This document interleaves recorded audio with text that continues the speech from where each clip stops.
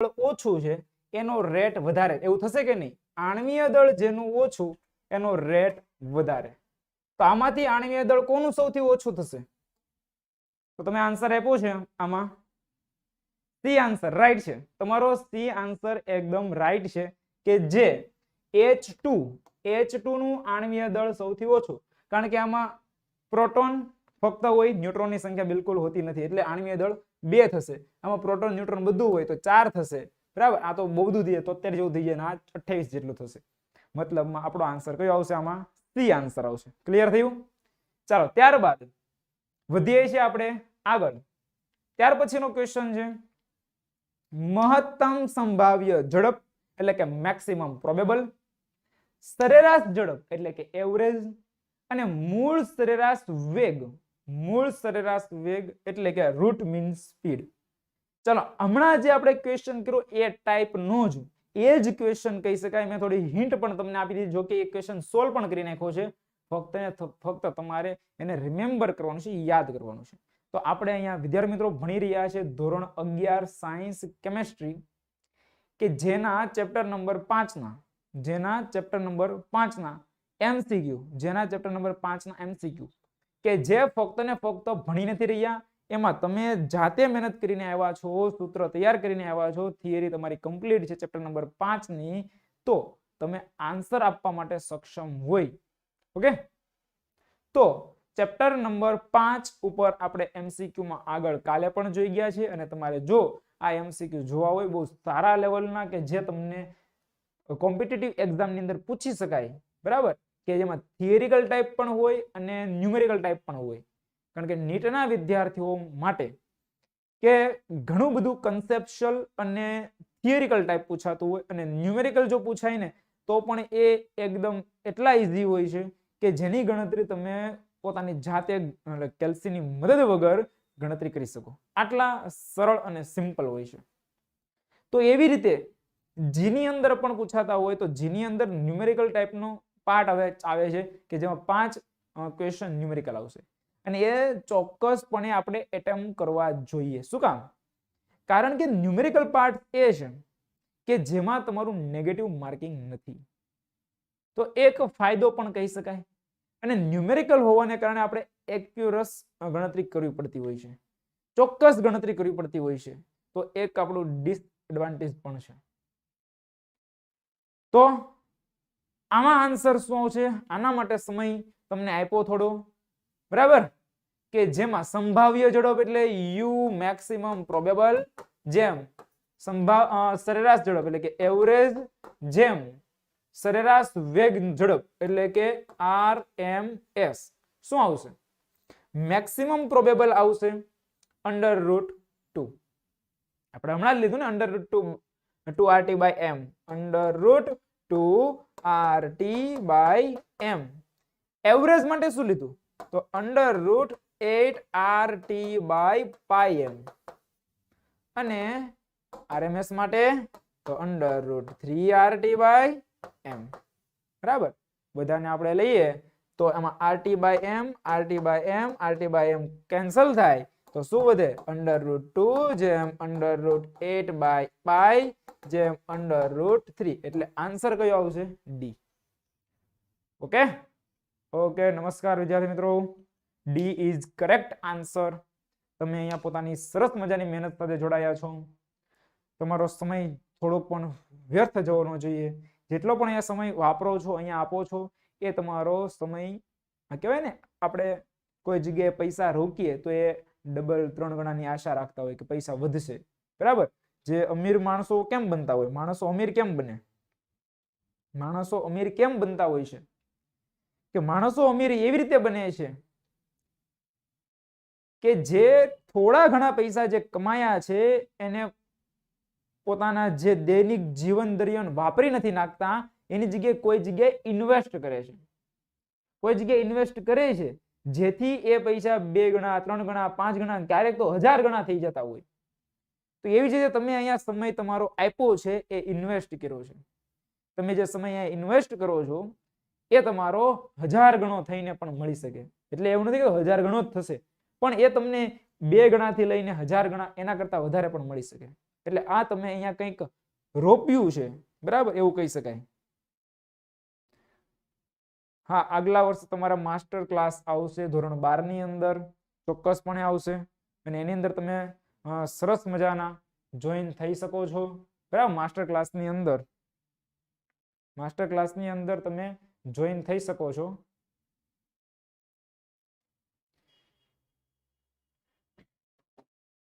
Okay, ચાલો ત્યારબાદનું next question તમારી screen પર અહીંયા રહ્યો. જો ગણતરી કરવી પડતી હોય તો જાતે ગણતરી કરશો, બરાબર, બને એટલું જાતે ટ્રાય કરશો. એક મોલ વાયુ છે, એક મોલ વાયુની કુલ ગતિ ઉર્જા ખાલી જગ્યા દ્વારા દર્શાવી શકાય. Kinetic energy is equal two, સૂત્ર કયું બનશે? કાઇનેટિક એનર્જી નું સૂત્ર જો તમને ખબર હોય તો ઝડપથી આન્સર આપશો. 10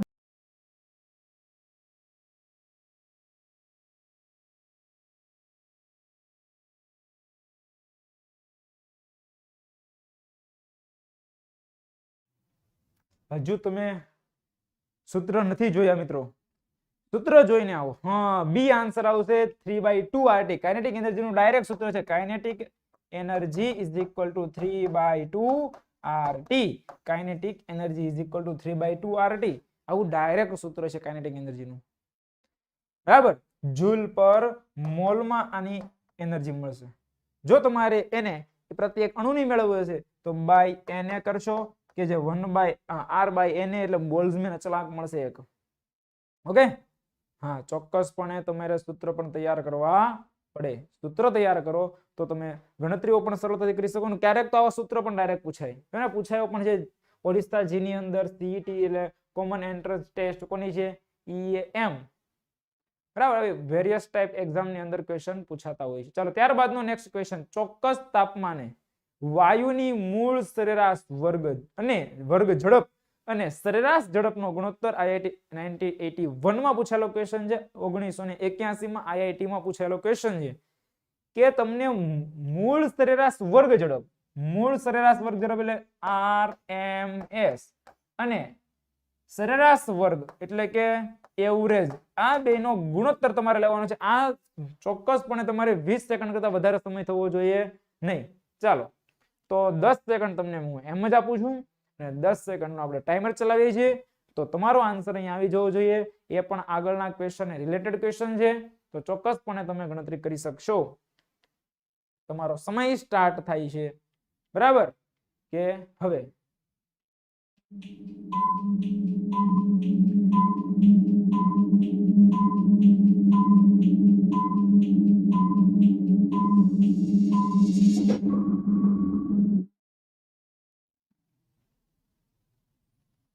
ઓકે, ડી આન્સર કહેશો બેનો ગુણોત્તર. તો મ્યુ RMS શું હતું? Root mean square. એ હતું √3 અને એવરેજ શું હતું? એ હતું 8/π. એટલે કે √3 એટલે 1.73 સમથિંગ થશે અને 1.71 સમથિંગ થશે.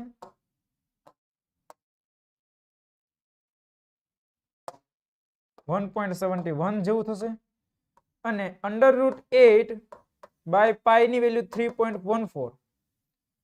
1.71 અને આ 3 દુ 6, 3.14 તો કેટલા થશે? 1.9 સમથિંગ થશે, 1.9 સમથિંગ થશે, 1.8 કે 9 સમથિંગ થશે. અને એનું ગુણોત્તર લેશો તો શું મળશે?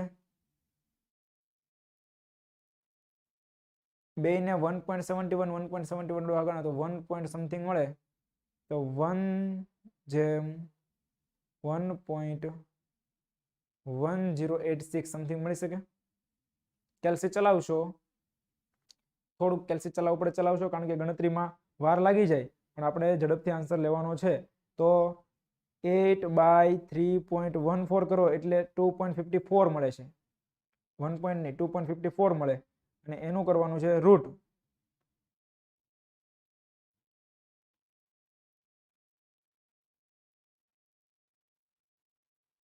એ આવશે 1.59 ને 1.59 1.71 બાય 1.59 એટલે 1.07 આવશે 1/1.07 1 બાય આ આવશે 2.5 1/1.07 સમથિંગ બરાબર જો બે ને ગુણવામાં આવે બે વડે તો પોસિબલ નથી તો અહીંયા લગભગ આન્સર આપણો આ હોઈ શકે કે જેમાં આ એક વધારાનો આવી ગયો છે તો 1/1.07 સમથિંગ આન્સર છે બરાબર એકવાર તમે ટેલી કરી લેશો એકવાર તમે પણ ટેલી કરી લેશો ગણતરીમાં કોઈ પ્રકારની ભૂલ નથી આ ખાસ ચેક કરવી જરૂરી છે કે આ બરાબર છે √3/√πm આની વેલ્યુ જે લીધી છે એ બરાબર છે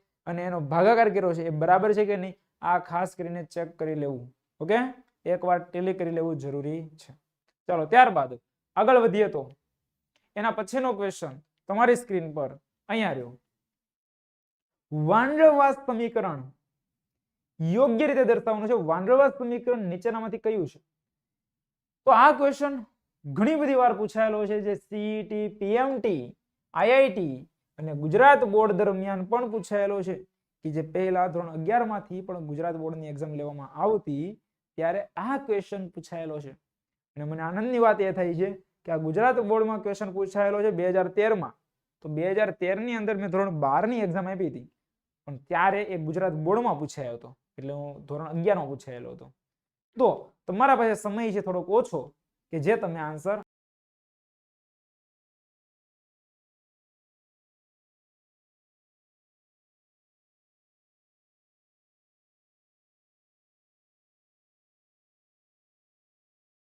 ઓકે ખૂબ સરસ તમે આન્સર આપ્યો છે અને દરેકે પરફેક્ટ આન્સર આપ્યો છે એની પણ આપણને ખુશી છે કે p + n²/v એટલે અહીંયા હોવું જોઈએ pv = nrt pv = nrt હોવું જોઈએ તો પ્રેશરમાં પણ સુધારો કર્યો છે અને વોલ્યુમમાં પણ સુધારો કર્યો છે આદર્શ વાયુ સમીકરણથી વાસ્તવિક વાયુ તરફ ગયા તો વાસ્તવિક વાયુ માટે આપણે વાંડરવાલ્સ ઇક્વેશન લેવામાં આવ્યું વાંડરવાલ્સ ઇક્વેશન લેવામાં આવ્યું કે આદર્શ વાયુથી જો તમે વાસ્તવિક વાયુ તરફ જાઓ છો તો કયું સમીકરણ લેવામાં આવ્યું વાંડરવાલ્સ અને એ સમીકરણ પ્રેશરમાં સુધારો છે એ an²/v² જેટલો છે અને કદમાં સુધારો છે એ -nb આ +n²/v² અને v - nb = nrt લગભગ બધા સૂત્રો છે ને એક સરખા જેવા લાગે છે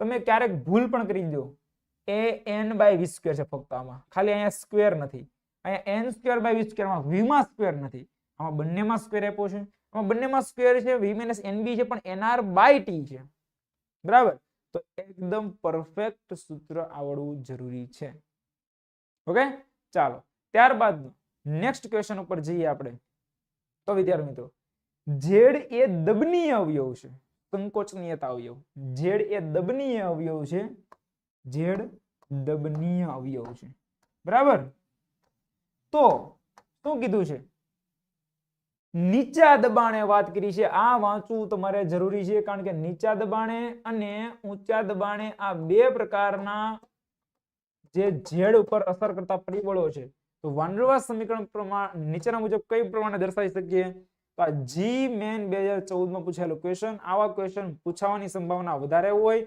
અને ખૂબ જ અગત્યનો સવાલ છે અને આવા ક્વેશ્ચન પૂછાય તો આપણને પણ આનંદ થાય કે આવા પ્રકારના ક્વેશ્ચન પૂછાય છે તો આનો આન્સર આપવા માટે તમે સક્ષમ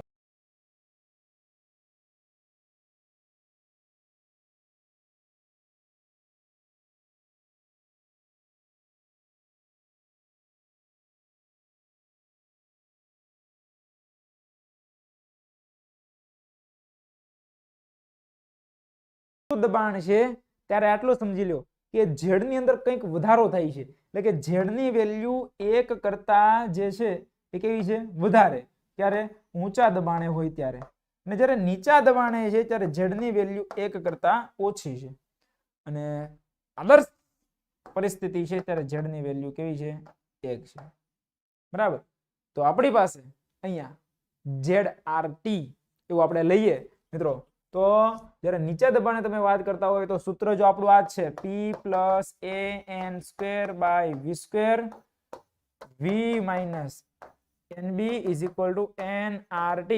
n ની વેલ્યુ 1 લઈ લ્યો, n ની વેલ્યુ 1 લઈ લ્યો, n ની વેલ્યુ 1 લઈ લ્યો, બરાબર. n ની વેલ્યુ અહીંથી બિલકુલ આપણે કાઢી નાખવામાં આવે છે. તો વાત શું કરી નીચા દબાણે, તો પ્રેશર એકદમ નીચું છે, પ્રેશર એકદમ નીચું છે, તો કોને અવગણવામાં આવે? p ને. તો અહીંયા શું વધે? a/v square. શું વધે? a/v સ્ક્વેર, બરાબર. a/v સ્ક્વેર વધે છે. v માઇનસ શું કરશું આપણે? v minus b. અને આની વેલ્યુ ખૂબ જ ઓછી છે, તો આખાને અવગણો. આ n ની વેલ્યુ 1 છે, તો અહીંયા b વધશે, બરાબર.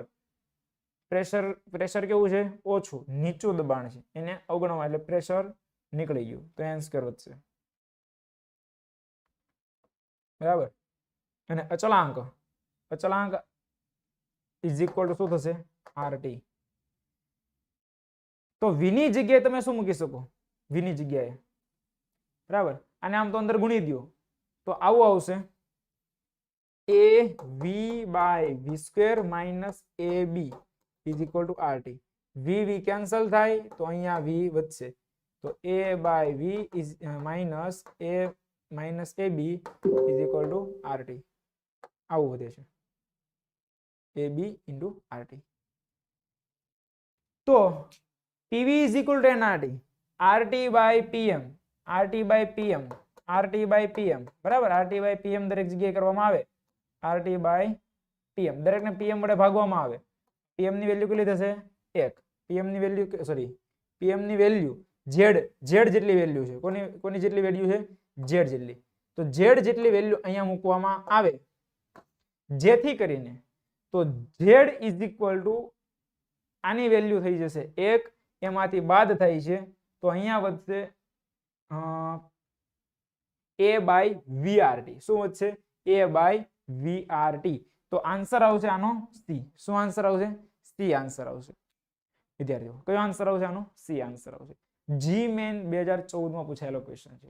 ચાલો, ત્યારબાદ વાન ડેર વાલ્સ સમીકરણમાં વાસ્તવિક વાયુમાં રહેલા આકર્ષણ બળો દર્શાવતું પદ.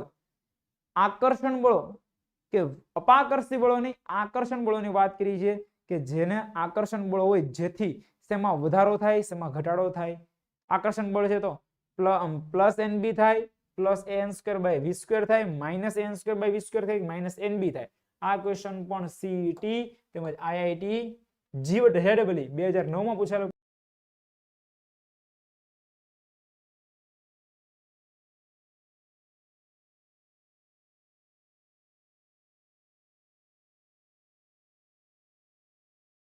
આ જે છે કદમાં વધારો કરે છે તો અપાકર્ષી બળો લાગે છે, જેથી કદમાં જો બે માંથી એક જ આન્સર આવે, કા plus n square by v square કા માઇનસ nb, બે માંથી એક જ આન્સર આવે છે, તો આ દર્શાવે છે અપાકર્ષી બળો. શું કામ? કારણ કે કદમાં કરે છે સોરી દબાણમાં કરે છે વધારો, અને આકર્ષી પ્રકારનું બળ છે કે જેથી કદમાં થાય છે ઘટાડો. તો આ જે આકર્ષી બળ છે, આપણને શું પૂછ્યું છે? તો આકર્ષણ બળો દર્શાવવાનું કીધું છે, તો આન્સર કયો આવશે? આપણો ડી આન્સર આવશે. શું આવશે? D answer. આકર્ષી બળોની વાત કરી છે. અપાકર્ષણને કારણે વધારો થાય છે દબાણમાં, દબાણ વધે છે, એકબીજાને પ્રેશર આપે છે. આકર્ષણને કારણે કદમાં શું કરે છે? ઘટાડો. તો વાસ્તવિક ખરેખર એના કદમાં ઘટાડો કરે છે, જેને આપણે કીધું કે આદર્શ વાયુમાં કોઈ આકર્ષી કે અપાકર્ષી પ્રકારના બળ હોતા નથી, પણ જ્યાં આદર્શમાં નથી હોતા પણ વાસ્તવિકની અંદર આવા કોઈ પ્રકારના બળ લાગે છે, એમાં મોટે ભાગે હોય છે આકર્ષી બળ હોય છે. ચાલો, તો ત્યાર પછીના ક્વેશ્ચનની વાત કરીએ તો સમાન દબાણે અને તાપમાને વાયુના પ્રસરણનો વેગ અને આણ્વીય દળ વચ્ચેનો યોગ્ય સંબંધ હમણાં જ મેં આપી દીધો છે. IIT 1985 માં પૂછાયો હતો. આ ક્વેશ્ચનનો આન્સર તમે ઝડપથી આપી શકો જોઈએ, તમારે 10 મિલિસેકન્ડની પણ જરૂર પડવી જોઈએ નહીં, 10 સેકન્ડની પણ જરૂર પડવી જોઈએ નહીં.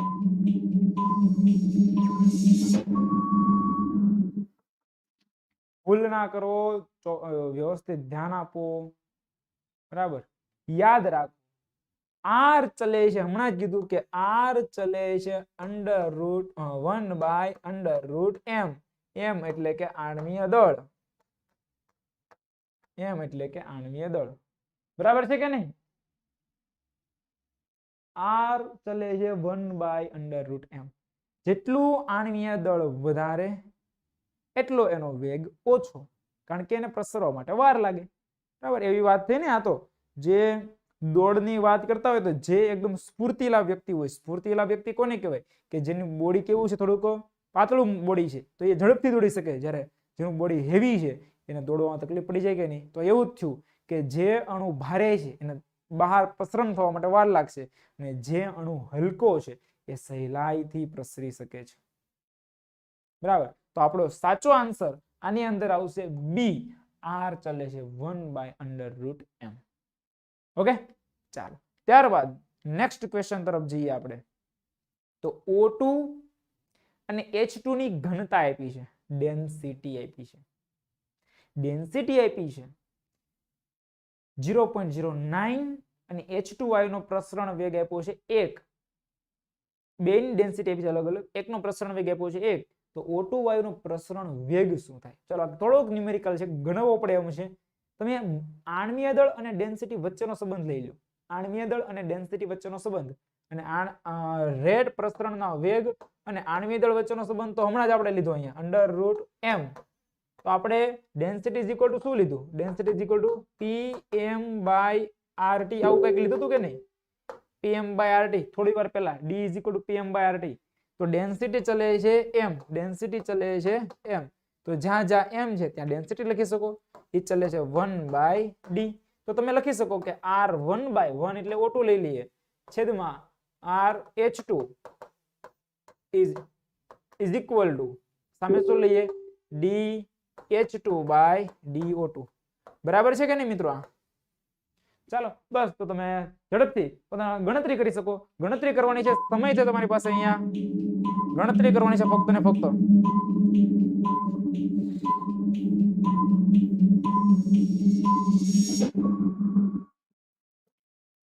ગણતરી તમે કરી ચૂક્યા હશો, તો હું પણ તમને થોડી ગણતરી બતાવું કે અહીંયા તમે મૂકશો √ ડેન્સિટી ઓફ, આપણે કોનું ગણવાનું છે? O2 નું જ ગણવાનું છે. આનું તો 1 થઈ ગયું એટલે એને કાંઈ ગણવાનું જ નહીં. H2 ની કેટલી આપી છે ઘનતા?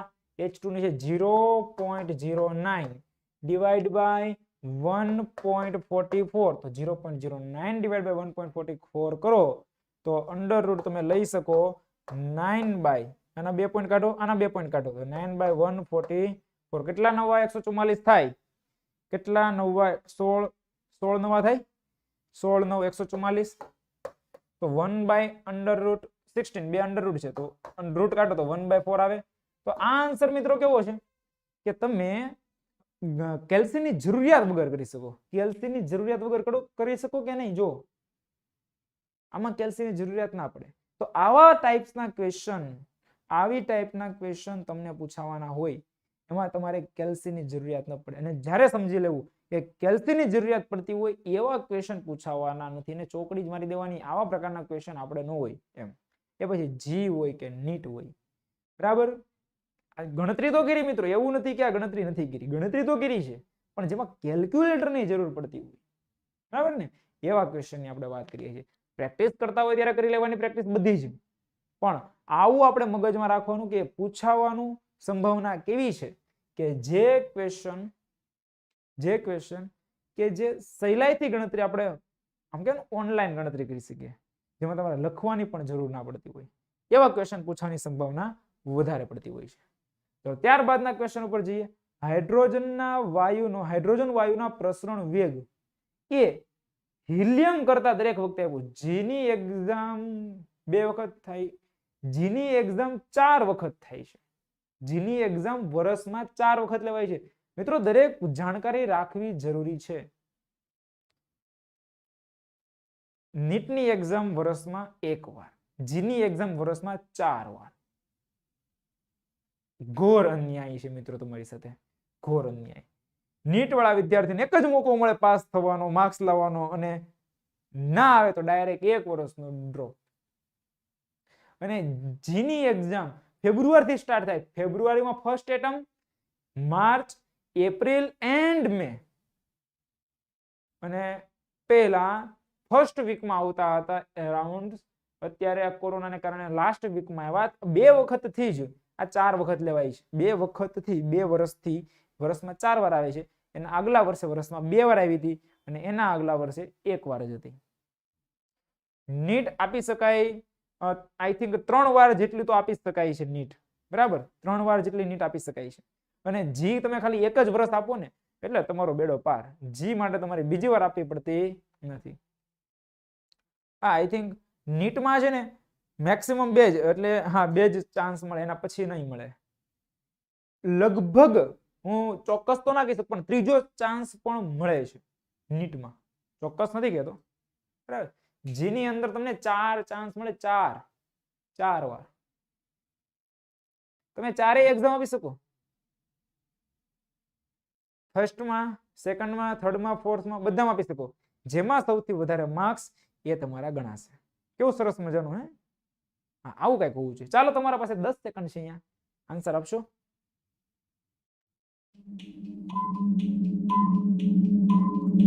ટાઈમર ફરી રહ્યું છે, સમય જઈ રહ્યો છે આપણો. R H E by R H2 લઈએ, હિલિયમ અને હાઇડ્રોજન, બરાબર. હિલિયમ વાયુ તો ખાલી He છે, હાઇડ્રોજન વાયુ એટલે H2 હશે. પ્રસરણનો વેગ કીધો છે. એના આણ્વીય દળના કેવા હોય? વ્યસ્ત પ્રમાણમાં. આણ્વીય દળ અહીંયા લઈશું આપણે કોનું? તો H2 નું. અહીંયા કેટલું લઈશું આપણે? He નું.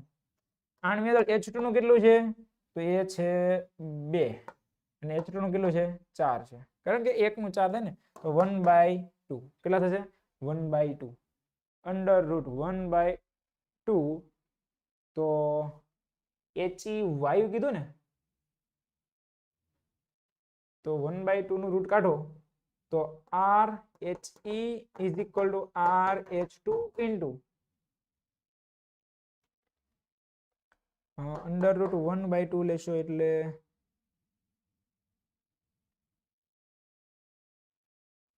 બે વડે ગુણો તો 2. 1.41/2. 1.41/2. એટલે 0.7 સમથિંગ આવે. આઈ થિંક હેલિયમ વાયુ કીધો છે ને, તો He2 લીધો છે. He2 લીધો છે અહીંયા, બરાબર. He2 લીધો એટલે એ થશે 8. તો 2 4 1/4 એટલે 1 કેટલા થશે? 1/4 0.25 થશે. નહીં, એ લીધો તો હશે 4 જ.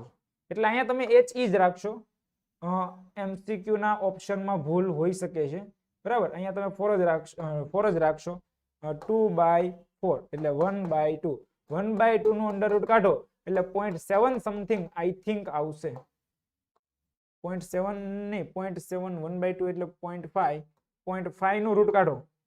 0.5 નું રૂટ, 0.5 નું રૂટ કાઢશો ને, એ આન્સર 0.7 સમથિંગ. ઓકે. જીમાં મેન્સના 4 રાઉન્ડ હોય, 4 એક્ઝામ જીમાં મેન્સની આપી શકો. ઓકે, એડવાન્સ નું તમને એક જ ચાન્સ મળે. ઓકે, 0.7. તો એવું તમને કઈ આપ્યું નથી હિલિયમ વાયુ કરતા. જો કે આ ઉલટું પૂછ્યું છે, ઉલટું પૂછ્યું એટલે આપણે H2 is equal to He કરવાનું છે. તો આને જવા દેવાનું છેદમાં, તો બાય He, બરાબર. તો જે આન્સર આવે એનો વ્યસ્ત કરશો, જે આન્સર આવે એનો વ્યસ્ત કરશો મિત્રો. 0.7 આવ્યો હશે તો તમારે તેનો વ્યસ્ત કરો. 10/7 કરો. 10/7 એવું થશે. હા, 1.4 જેટલો લગભગ આવતો હશે. આવે છે મિત્રો? 1.4 આવે છે? Yes or no? Okay, fine. ચાલો, એટલે આપણે ગુચવાઈ શકીએ.